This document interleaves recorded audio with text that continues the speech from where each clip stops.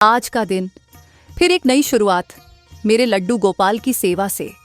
धीरे धीरे मैंने ठाकुर जी को उठाया और उन्हें प्यार से स्टील की परात में बैठाया, जैसे कोई माँ अपने नन्हे बच्चे को गोद धुली बेला में नहलाती है। फिर परात में शुद्ध जल डाला और उसमें गेंदा, गुलाब और तुलसी के पत्ते, हर फूल हर पत्ता जैसे ठाकुर जी को प्रेम की भाषा में प्रणाम कर रहा हो। अब आई सबसे मधुर घड़ी, दूध से स्नान की। गुनगुना दूध धीरे धीरे मैंने उनके सिर से पैर तक उड़ेला, जैसे प्रेम का झरना उनके अंग अंग को छू रहा हो। दूध की हर बूंद कह रही थी, हे कन्हैया, ये मेरा प्रेम है, मेरी सेवा है, स्वीकार करो। उनके कपोलों पर, हाथों पर, चरणों पर धीरे धीरे दूध बह रहा था और मेरे हृदय में सिर्फ एक भावना थी, मैं धन्य हूँ, आज फिर से तुम्हारी सेवा का सौभाग्य मिला।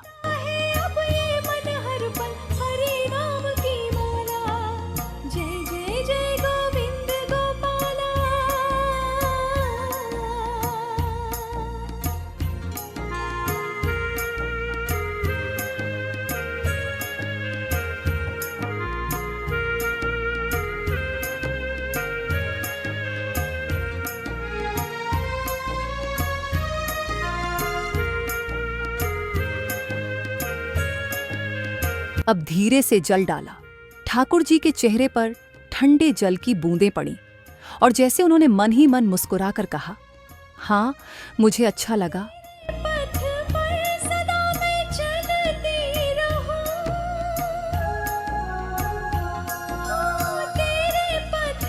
फिर मैंने उनका शरीर एक साफ तौलिए से पोंछा, बहुत प्यार से, बहुत आदर से, जैसे कोई माँ अपने शिशु को सुलाने से पहले उसे नहलाती है। मन शांत था, हाथ धीरे चल रहे थे और आंखों से सिर्फ एक ही भाव, प्रेम।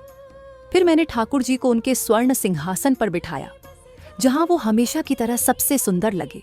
आज के लिए उनके लिए हल्के पीले वस्त्र चुने थे और उन्हें पहनाते समय जैसे मन में मधुर बांसुरी बज रही थी।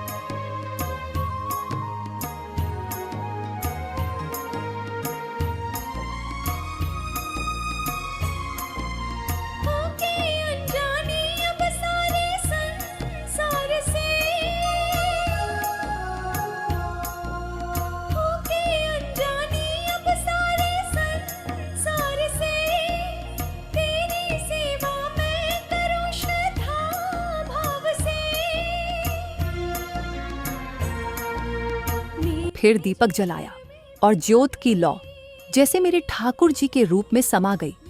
धीरे धीरे बत्ती घुमाई और हर बार बस यही कहा, हे नंदलाल, मेरी हर सांस तुम्हारे नाम।